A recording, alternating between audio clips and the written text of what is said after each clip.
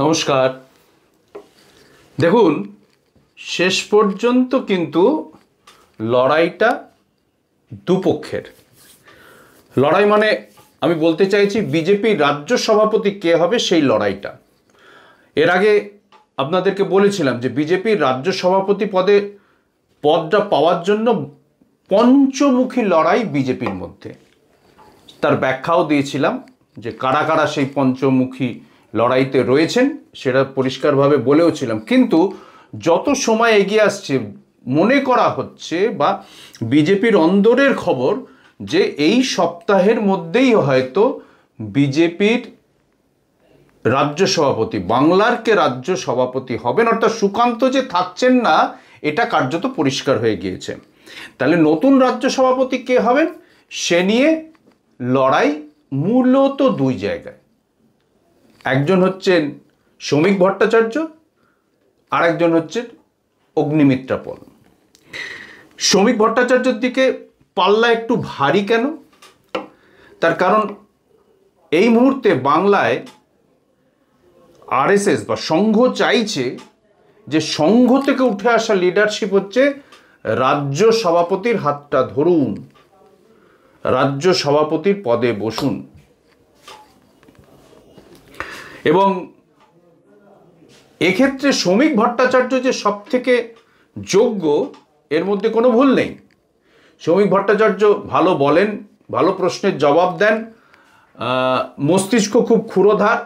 কিন্তু শ্রমিকের মধ্যে একটাই হচ্ছে গন্ডগোল রয়েছে, সেটা হচ্ছে শ্রমিক হচ্ছে রাস্তায় নেমে রাজনীতিটা কম করেছেন, একটু বুদ্ধিজীবী মহলে বৌদ্ধিক রাজনীতির মধ্যে হচ্ছে তার ঘোরাফেরাটা দেখা যায়। মানে যেটা অনেকেই বলেন এবং তার কিছুটা হচ্ছে বিশ্বাসযোগ্য যে একসময় বুদ্ধদেব ভট্টাচার্য সম্বন্ধেও এই কথাটি হচ্ছে প্রযোজ্য ছিল যে উনি সেভাবে রাস্তায় নেমে রাজনীতি করেননি, উনি ওই শিক্ষা সংস্কৃতি এ সমস্ত নিয়ে রাজনীতি করেছেন, একটু বৌদ্ধিক চর্চা করেছেন, একটু শিল্প চর্চা করেছেন। অনেকটা আমাদের বিজেপির শ্রমিক ভট্টাচার্য অনেকটা তাই।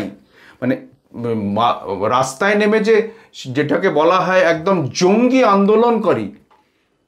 আন্দোলনের নেতা শ্রমিক ভট্টাচার্য কিন্তু সেটা নন।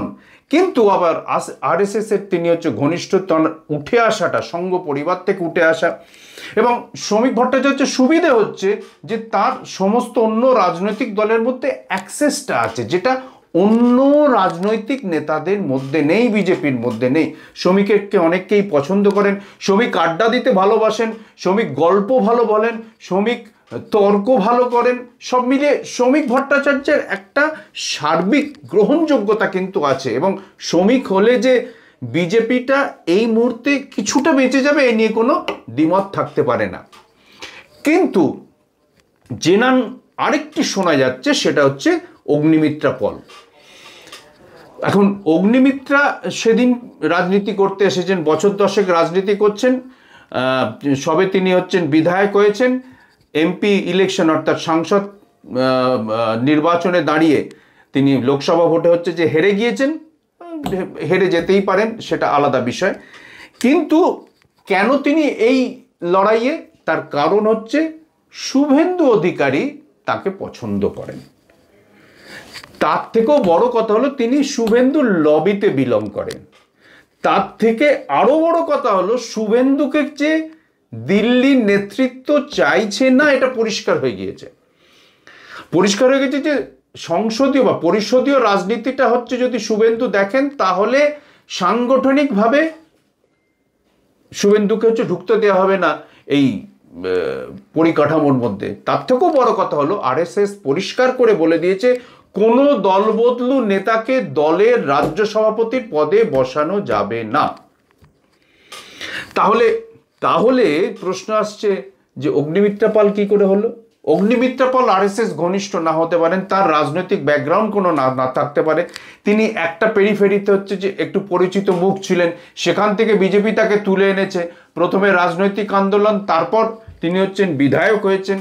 ফলে অগ্নিমিত্রা পলের পরিচিতি আর যাই হোক তিনি দলবদলু নন। তবে এক্ষেত্রে একটা নাম কিন্তু রাজ্য রাজনীতি উঠতে বাধ্য। অগ্নিমিত্রার বিকল্প হিসেবে কিছুদিন আগে পর্যন্ত যাকে মনে করা হচ্ছিল তিনি হচ্ছেন লকেট চট্টোপাধ্যায়। লকেট কিন্তু ক্রমশ আত্মবিস্মৃত জাতি যেরকম হয়, লকেট ক্রমশ নিজেকে সেই পরিকাঠামোর মধ্যে ঢুকিয়ে নিচ্ছেন। কেন বলুন তো? লকেট যেই লোকসভা ইলেকশনে হুগলিতে হেরে গেলেন, ক্রমশ যেন লকেট নিজে রাজনৈতিক মঞ্চ অর্থাৎ সামনে থাকার যে মঞ্চ সেটা থেকে নিজেকে যেন ক্রমশ সরে যাচ্ছেন, আলোচনার বাইরে, সামনে দেখা যাচ্ছে না। আবার এটাও হতে পারে কোনো লবিতেই লকেট হচ্ছে গ্রহণযোগ্য হচ্ছেন না।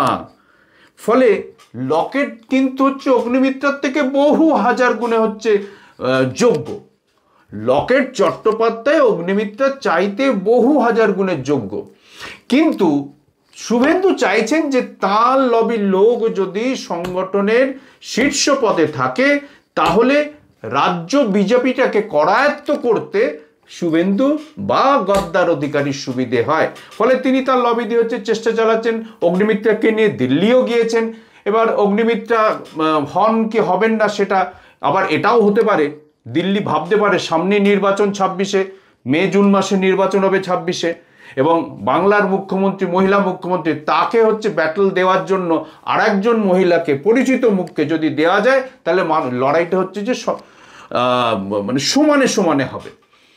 কিন্তু এটা মাথায় রাখতে হবে যে বিরোধী যার সঙ্গে লড়ছেন সে লকেট হন বা অগ্নিমিত্রা হন, নামটা হচ্ছে উল্টো দিকে মমতা বন্দ্যোপাধ্যায়। সারা ভারতবর্ষের কাছে তিনি হচ্ছে যে পরিচিত মুখ। তার সঙ্গে লড়াই করার যোগ্যতা এবং অভিজ্ঞতা এই দুজনেরই হয়েছে কিনা সেটা কিন্তু মাপার দরকার আছে বিজেপি নেতৃত্বে। একেবারে পরিশেষে এ তো গেল কে হবেন না হবেন, শ্রমিক ভট্টাচার্য না অগ্নিমিত্রা পল, এটা তো গেল।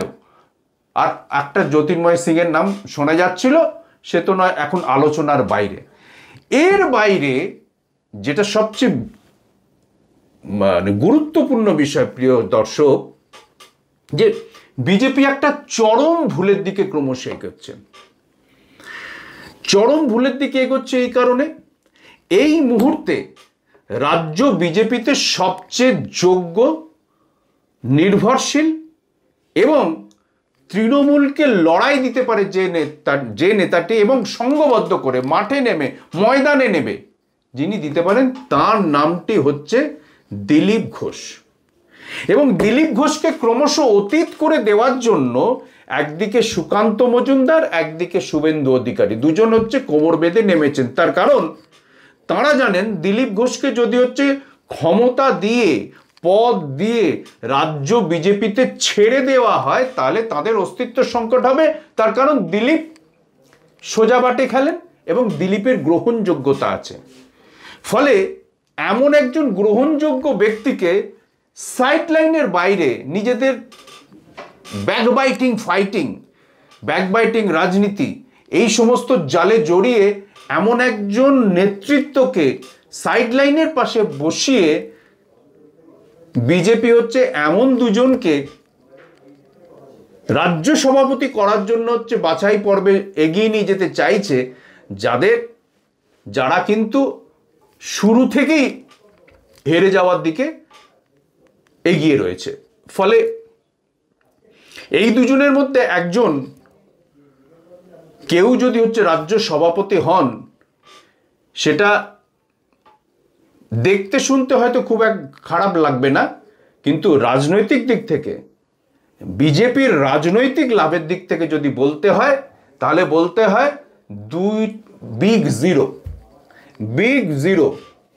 এবং এদের হাতে দায়িত্ব দিয়ে যদি 26-এর নির্বাচন লড়তে হয় তাহলে এটা বলতে হবে যে বিজেপি 30টার বেশি আসন পাবে না। 30টা, ওই যে 46টা থেকে 50টা আসন বলা হচ্ছে, 45 থেকে 50 তাদের অভ্যন্তরীণ সমীক্ষা বলছে।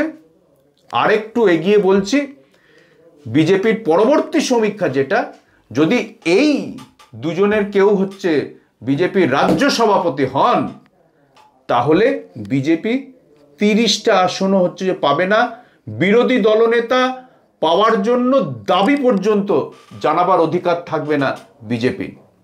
এটা বাস্তব এবং এটাই এখন দেখার বিষয় যে বিজেপি আত্মহনন করবে না দিলীপ ঘোষের হাতে আরেকবার রাজ্য সভাপতির দায়িত্ব তুলে দিয়ে বিজেপিকে আবার চাঙ্গা করার দায়িত্ব নেবে, সেটা এখন দেখার।